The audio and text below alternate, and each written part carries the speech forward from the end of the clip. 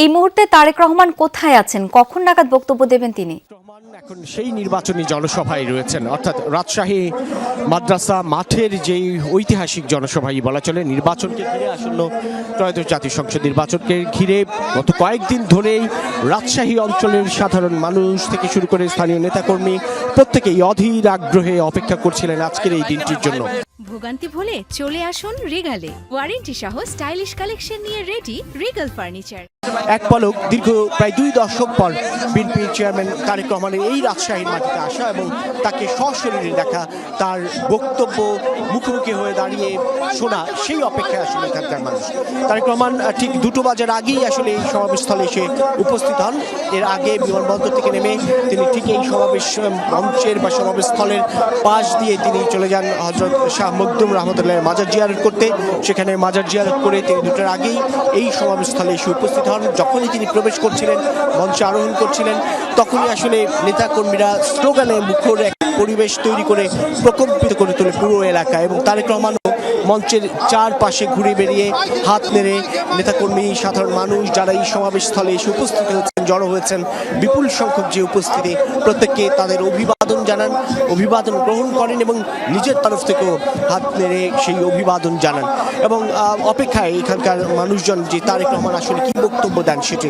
এখন এই মুহূর্তে মঞ্চে তারেক রহমানের সঙ্গে যারা উপস্থিত রয়েছেন, মূলত এই রাজশাহীর 3 জেলা, চাঁপাইনবাবগঞ্জ, নাটোর এবং রাজশাহী জেলা, এই 3 জেলার যেই সংসদীয় আসন 13টি, সেই 13টি সংসদীয় আসনে ধানের শীষ প্রতীকে যারা প্রতিদ্বন্দ্বিতা করছেন সেই নেতৃবৃন্দ রয়েছেন তারেক রহমানের সঙ্গে মঞ্চে। সঙ্গে রয়েছেন তার সহধর্মিনী ডক্টর জোবাইদা রহমানও। যেহেতু এখান থেকে তারেক রহমান নওগাঁয় সমাবেশ অংশ নিয়ে পৌঁছে যাবেন তার পিতৃভূমি বগুড়ায়, সেক্ষেত্রে বগুড়ায় একটা অন্যরকম উপলক্ষ তৈরি করেছে তারেক রহমানের এই সফরে নির্বাচনী সমাবেশকে ঘিরে।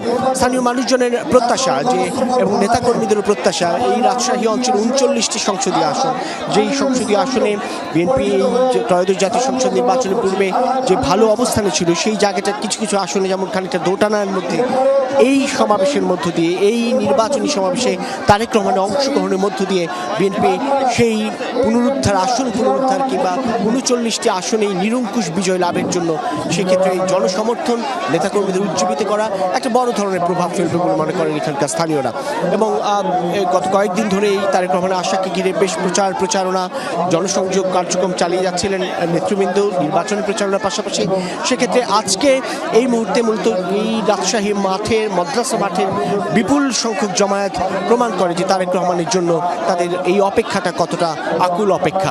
এবং অপেক্ষায় প্রত্যেকেই তারেক রহমান খানিক বাদেই আরও প্রায় ঘণ্টাখানেকের মধ্যেই আশা করা যাচ্ছে তিনি বক্তব্য রাখবেন। তার বক্তব্যের মধ্য দিয়ে নিশ্চয়ই কোনো বার্তা দেবেন এই বরেন্দ্র অঞ্চলের সাধারণ মানুষ থেকে নেতাকর্মী প্রত্যেকের জন্য।